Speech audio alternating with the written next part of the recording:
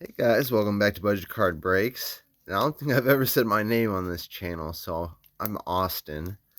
So I'm gonna start introducing myself as Austin to be a little bit more personable. So the Budget Card Breaks thing is just gonna be my handle, but you can call me Austin. I knew I should have got scissors. These things are so hard to open. Alright, well today we are opening a pack of Silver Tempest and Lost Origin. And we're going for Lost Origin first. And I think this is a bad sign when you get the white. I'm not positive, but I'm pretty sure I'd be willing to bet there's not a full art because that's a white card. But let's see what happens. Oh yeah, the little trick. Let's do that as it.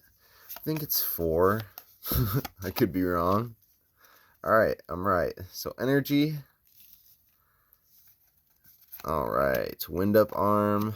Nuzleaf. Riley. Growlithe. That's an interesting looking Growlithe. Seedot. Slugma.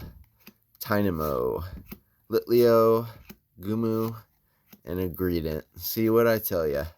So I think that is a true little rumor. So the code card, if it's white like that on the outside, bad sign.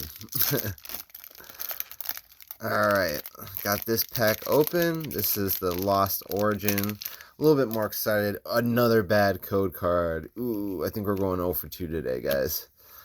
Let's see. No card trick this time. Let's just go do it. No bait. I know none of these Pokemon either. So, this is another reason why I mainly do sealed product now.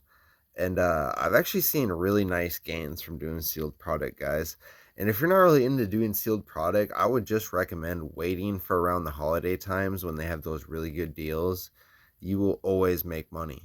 Like stuff that I've bought and has already doubled in price, but I plan on holding it for some years. So I'm hoping that they end up kind of like the Celebrations 2016 premium boxes. Like a lot of the premium boxes I have, they go for like, if they go for, you know, 600-700, that would just be wonderful, but maybe I'm dreaming.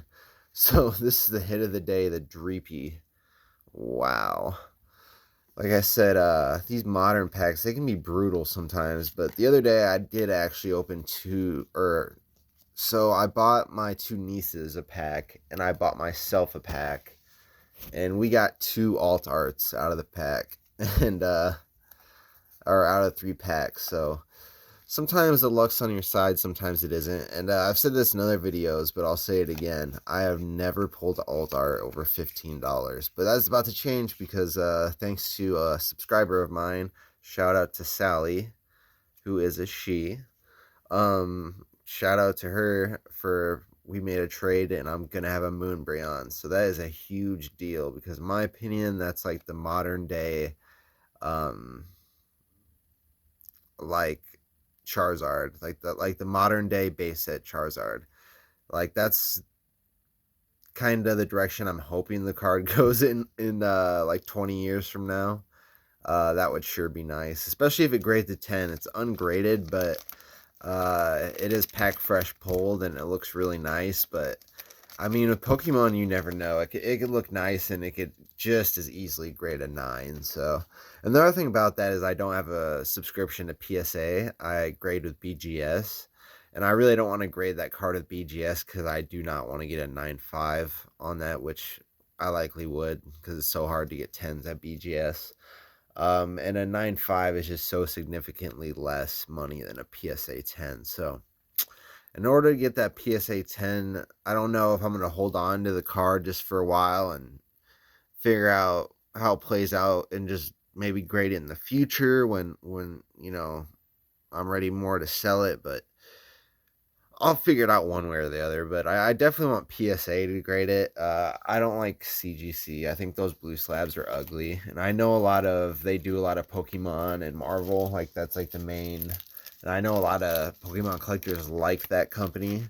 But me personally, I would rather always have a BGS slab. That's my favorite. But I do realize that the 9.5s do not sell as well as the PSA cards. But that's just a preference for me collecting wise. But this Moonbreon, I see it more as an investment, just being that it is the most expensive card from this what is it, Astral Radiance era, or it's not even Astral Radiance, whatever they call it, I forget.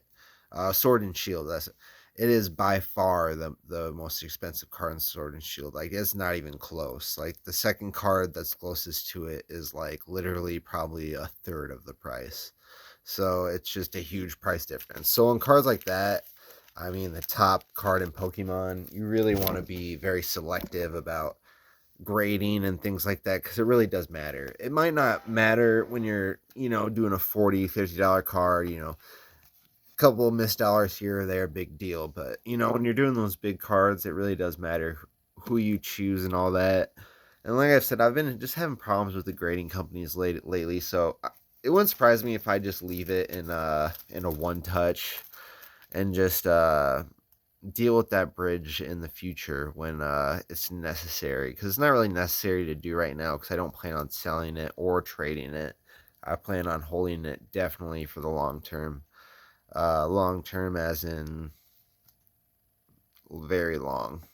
you know uh I'm thinking, yeah, at least 5 to 10 years at the very minimum. But anyways, unless some significant event happens where I'm like, I need to get rid of Pokemon, it's going to zero.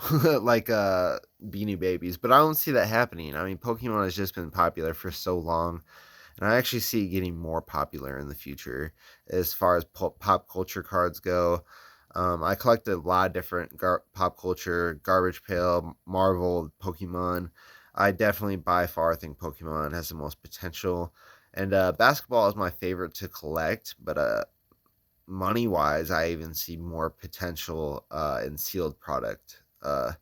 There's more, of course, there's more opportunity in sports cards, but you really have to be a high roller to play that game. Like, especially in the sealed product, because you're looking at hobby boxes that cost 1,000 a piece, and that's like the mid end hobby boxes. Some of them cost 10,000 for one box. So if you're looking to buy a case, like of sealed product, you're looking at, $10,000 to $20,000, which just is not feasible for me in any way.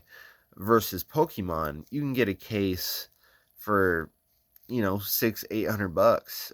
You can get a 36 pack box for like 90 bucks. uh a lot of the investments I've made, I probably have about 20 sealed products, and every one of them, I think the most expensive was a Charizard UPC. I spent 119 on that, but everything else that I bought um was really like $20 to $30 a piece. So it's not really to me an expensive thing. It's just whenever I go out to the store, just like today, I went out to the store to get some mail out to a subscriber, so I grabbed two Pokemon packs. But it was a Drug Town, so they don't have anything other than single packs. But I like when they have the single packs because that's the only time I get to open Pokemon. Anything else that's sealed, whether it's tins, V boxes, anything that's sealed, I just made a rule. I don't open it for the modern stuff because I like to collect vintage Japanese, like fringe stuff, the stickers, Top Sun, the poker cards, um, the movie cards, the Chops cards, just more of the unique older cards, the cards that I grew up and I'm familiar with. Just like when I just opened all these, I don't know any of these Pokemon because I don't watch the show, so it's not really nostalgic for me. So it's really easy for me to keep products sealed. But the original stuff, like, the original Pokemon, absolutely go nuts over that. I don't think I keep that stuff sealed. And that's what I always say about sports. If I had sealed product, I don't think I could keep it sealed because the ceiling is just so high in sports. I mean, you could have a sealed box and there could be um 25 $50,000 card in there for all you know. While the ceiling on Pokemon is much less. So that's kind of the comparison. I know I'm going on and on, but I just kind of felt like sharing today. So no more budget card breaks out. Austin out, and I will check back in with you guys the next opening or next mail day I have. I did recently order some stuff on Friday, so hopefully I'll be getting some stuff this week. Not sure how the mail week's gonna go with the holidays, but we'll see. So see you guys later.